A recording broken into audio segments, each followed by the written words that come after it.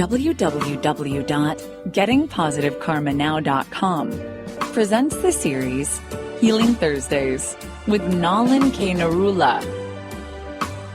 Here are wide-ranging discussions in an intimate and informal atmosphere with the Healing Master. What kind of an affirmation? We said that India people, and you go on the website, there's an affirmation called Demon 1116. Okay. So there's a full detail of that, what it means. You said the healing. Let's see. You can only request. Sir, coming away from this, I have a different question, sir. Mm-hmm. Sir, what are the obstacles to being in the physical presence of the masters? Sir? There are no obstacles. Obstacle. No. Your mind. Okay. And to becoming a Reiki master or a KQ teacher, what are the obstacles, sir? It's not obstacles, it is a matter of your reaching a particular point in your journey. Okay. And then finding the master, and then depending on how the master is approaching the subject. I was talking about this to somebody else just a little while back today only. And they were asking about Reiki mastership. So I said, I don't think a person should become a master till he is at least 50, 45, 50. He wanted to do his Reiki 3. So I said that is almost like a sannyas situation. So because people become very detached from their responsibilities. So Reiki 3 is a little early for most people. And also you have to have a particular, develop yourself in a particular way that you are ready to take on that responsibility. It may be very casual also for a lot. I know a lot of Reiki masters who are very casual about it. Some have done Reiki just to get a better connection or to feel that they are more empowered. So there are many reasons why people ask for the mastership or they want to do a mastership. And then there are people who want to just tell people, I'm a master. So that is not such a recommended thing. And people are becoming, there are waves. People become more interested in Reiki, and then there are times when people start not to become so interested. They're looking for something more exciting or looking for some kind of magic, some kind of chamatkar. So, because we have a lot of chamatkari babas available, people would rather go to them and get fleeced and get disappointed eventually. But they go there because they want that. So Krishna says in Kali Yuga it is a relationship between the cheater and the cheated, and as your cheating mind and your cheating ego want something, you will find something accordingly. So it is not for everyone. Reiki 1, Reiki 2 basically is enough. KQ basic, which is now the first 2 levels I have amalgamated into one, that is enough. And Reiki master, there can be a few. We've made quite a few Reiki masters, of which I would think a few of them are still very much doing their thing, but their lives have not. You can think that my life is going to become very easy after that. No, it doesn't. Because they have to work on themselves. They have to work on healing. Just think of what they're doing. Reiki 3 means not coming back. So, at least this is our experience. A Reiki master or Reiki 3 means you're not coming back to this place again. So, all your pending karma has to be wiped out. So, that is going to put your life in a bit of a hold situation. Okay. So, it's not necessary that it will you will actually, when you come to Reiki 3, or you become a Reiki master, you will suddenly become very, very powerful and strong and, a high achiever. And on the converse side, I was hearing from a person that somebody had done Reiki with us 20 years ago. And they didn't practice after a while, they stopped the practice. And so this person was trying to convince them to restart. So I said, she doesn't need the Reiki. She says, why? Because this person is now in charge of financial investments. So, I mean, she has reached a certain level of financial security in her life. And so I said she won't need it for that. She may need it for other things. But most people come to Reiki money. I need money. I need health. These are the two primary reasons. Krishna says in Bhagavad Gita, there is Artha, Arthi, Jnani, Jigyasu. These are 4 types of people. The person who is financially stressed, person who is physically stressed in terms of health, and then there is the person who's curious, and then there is the wise person or the intelligent person who knows that he needs to come here. So he said these are all 4 motives, and all are fine. So that tomorrow if somebody says, I want a solution to my problems, and I'm finding this with a lot of Reiki people now, they want a solution which the master has to give them and has to heal their life for them. And they are just sitting there waiting for the result. That's a very bad attitude, actually. It is a very kind of a, you can say, deteriorating state. That if I have not got this, then, it is master's responsibility to do it or Reiki's responsibility, not understanding what actually that means. So I'm also getting, for example, the one person wrote to me the other day and said that you have pointed out so many defects about me, and basically I'm a useless person, and I'm losing interest in Reiki, I've lost interest in the divine, so now who is going to help me? Are you not going to help me to do that?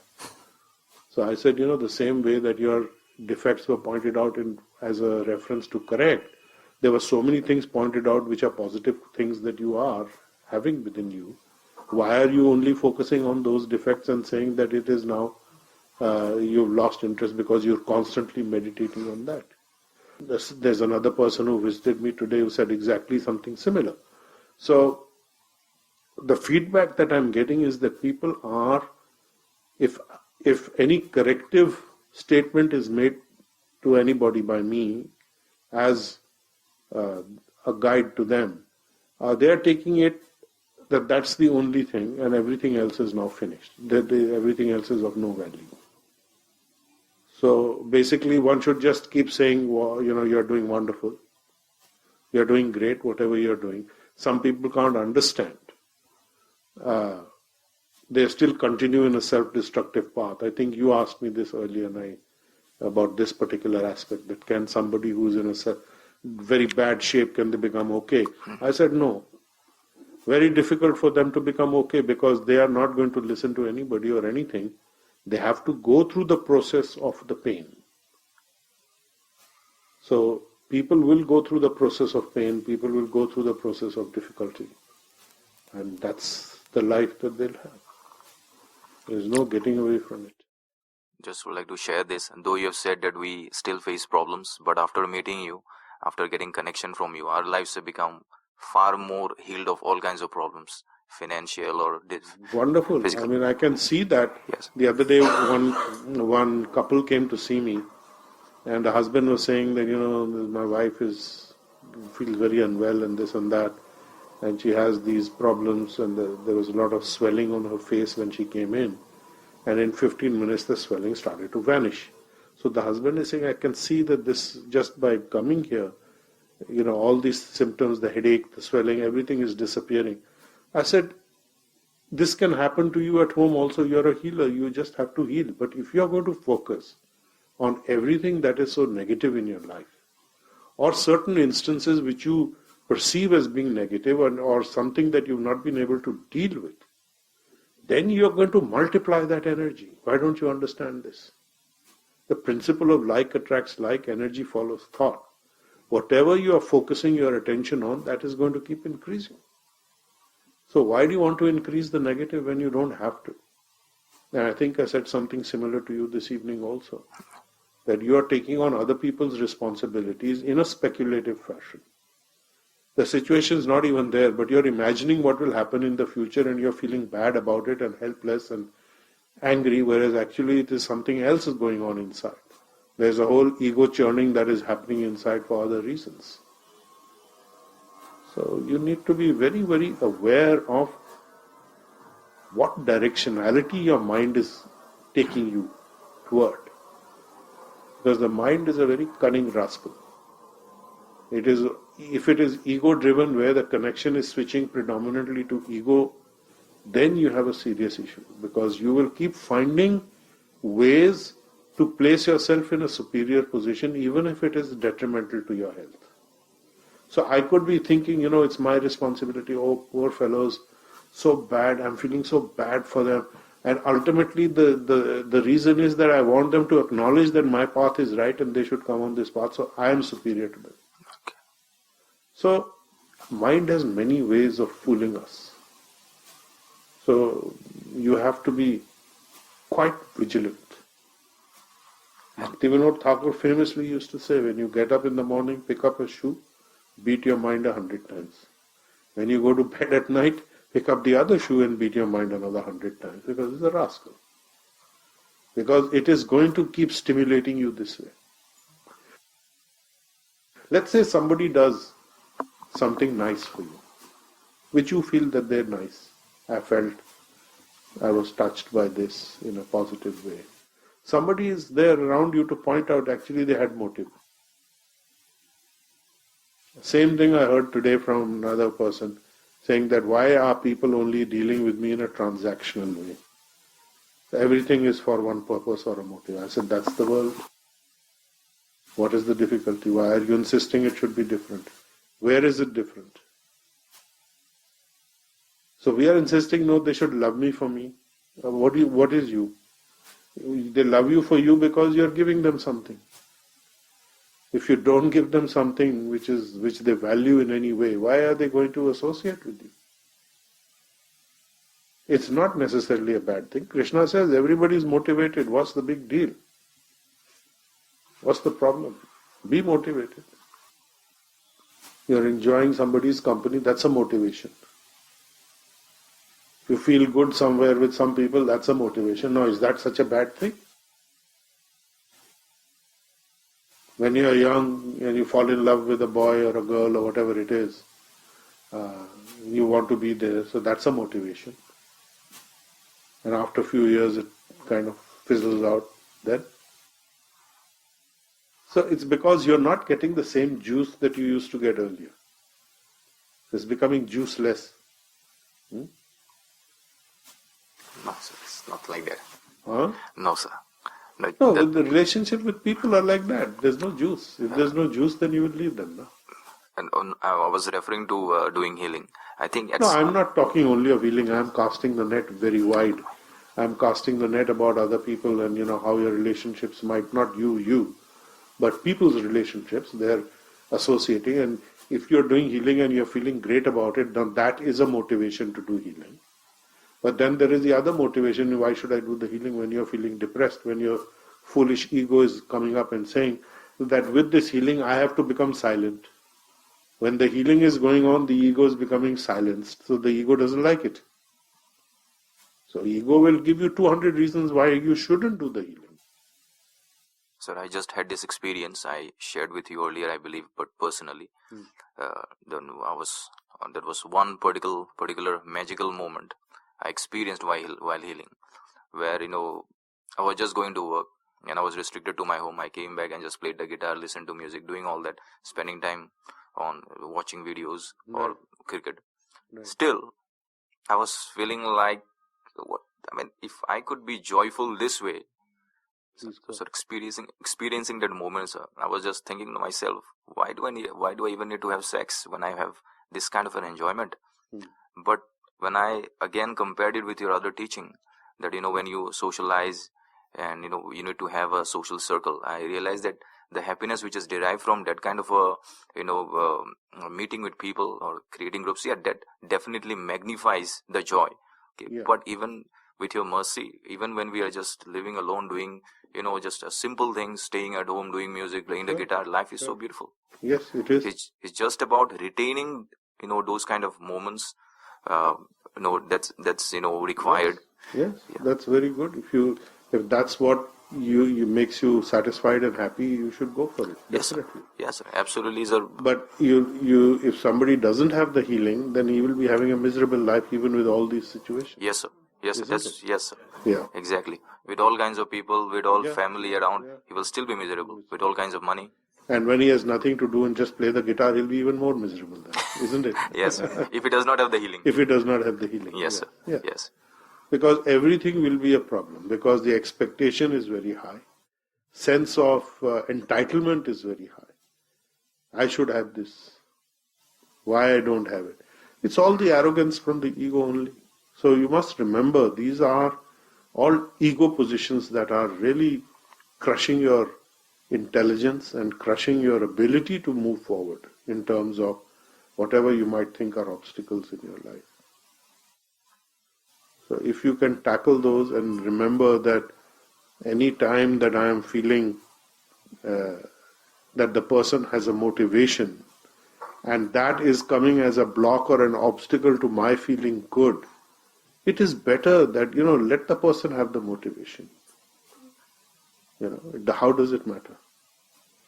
And long time back, somebody asked me, in business, so and so is stealing some money, he is making some jhol here and there. वो purchasing के लिए जाता है तो ये पैसे निकाल लेता. I said, it is sometimes wiser to become deaf and blind. You don't hear and you don't see. While hearing and seeing, you turn a blind eye to it. You turn a deaf ear to it. Because the inconvenience of not having that deaf ear is a big problem. Sometimes it's good to take people at face value. Don't go too much into the details of it. Once you start to analyze why is this person acting like this, unless it's a problem for you, yes, then the analysis can instantly come. This person is doing it because of this. And sometimes later on we feel we should have actually analyzed it before we gave our response, because our response has now created some problem. To sum it up, you have to become a little bit detached, a little bit at a distance from everything that's happening. Enjoy it also, but be at a little distance. So you'll have to kind of live at a different emotional, mental space, different level. And that can make you seem spaced out also. So you have to see where you are. How spacey do you appear? Is it okay to be in that kind of mood where you're not really connecting, but you're there, but you're connecting and not connecting? You may be very much there, but your mind may be somewhere else, your consciousness may be somewhere else also. I'm sure all of us have felt this at times, both in good ways and not so good ways, that I'm just spaced out. Oh, this is so boring. This typically happens when you're bored. That's good. And sir, one of the things that you just said, which is very difficult to analyze, which is you're talking about the ego. So at certain points in life, we are not aware that we are being egocentric. When we are, I'll give you a simple measure of finding out how you're being egocentric. Anything you say in defense of yourself is 100% ego only. All defensive positions are coming from ego, rightly or wrongly. It is an ego response. If I am going to defend myself, if I am going to give some explanation, it is coming from a wounded ego of some sort, or wanting to make your position better or clear. So you are trying to justify. So any justificatory system, any defense position is actually a bounce from the ego. Now you have to see, some of it is okay, some of it may not be okay. You wanted to say something? Sir, how do we defeat this egocentric position, sir? Well, you have to be vigilant that, with this coming from my ego, to what extent do I want the ego to direct this? So if you are in charge of your ego and ego is leading you, then you become what is called very either manipulative or clever or sensitive, depending on which word you want to use. Then you can use that to actually control the conversation or control the interaction. Because you know that this is coming from here. It's like a chess game almost at that point. 3 moves ahead, 3 moves behind. He's going to ask me this, so I have to have the answer ready. I'm in control because I know that this is ego to ego interaction. I'm sitting on top of the ego, directing it. Okay, you're going to say this, I'm going to say this. You're going to say this, I'm going to say this. That's how you work it out. Very vigilant, sir, you've got. It may require a little practice to begin with. But you know that people play these things. You know, you have to go and do a shuffling around or passing the parcel, whoever's left with the parcel, you know. That's it. So it depends how you run it. They're very... Think about, you know, the best way is to think about a typical interaction and think of alternative responses that you could have given which would have led the final result to be very different. It is almost like writing a small episode in a story or an action or a film. That this is what happened, suppose I did this differently, what might be the result? Do you think, sir, you're another teaching which you kept telling us, which that, you know, the hardest path is the way of the light. Do you think if we look for the most difficult path, that might help in, you know, It depends what is the most difficult path for you also. Okay. You may be going through a most difficult path. It depends. Everybody has their own idea of what might be a difficult path. But yes, if you're going on the way of the light, the path is difficult because you have all these obstacles coming from your own ego. All these defense-offense positions are coming from ego only. So you may have to say something, you may not have to say something. There may be social situations or other situations or work-related situations, community-related situations where you have to make a statement. So then you have to think, what is it that you want to say? To what extent do you want to say? To what extent do you want to ignore it? To what extent does it matter to you? And to whom does it matter? To the ego or to whom? Does it matter to the soul? Doesn't. So basically it's all coming back to the ego only. Now you can have an ego in the mode of goodness also, but that's still material. It's all created by these 3 modes: goodness, passion and ignorance. That is the creation. That's what goes into creating the ego. So you can't finish it off, but you can purify it by the healing process and through a sense of being aware of what the ego is doing. So the first step is to become aware that the ego is directing my speech. The ego is directing my actions. Now, if I want to not go in that direction, how do I do it? Because ego is going to always... It has only one mandate. It has the mandate that you should think yourself to be superior. That's it. For example, not forwarding emails to others who can also do the job is also ego. Because then I control everything. I am the controller. I am the guy who is actually going to solve all your problems. Therefore, I am very important. I am the go-to person. Come to me. I will fix everything. But a smart guy will give it to the other guy, let him fail, or let him deliver 80%, then you pick it up and make it 90 or 95 or 100. In a nice way. So then that guy becomes dependent on you also, so he's on your team.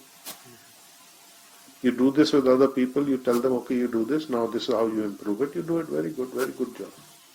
But everybody knows that finally it's you. If they don't, then they're foolish and stupid. Somebody else will recognize your talent somewhere else. And you go to that other place. Together.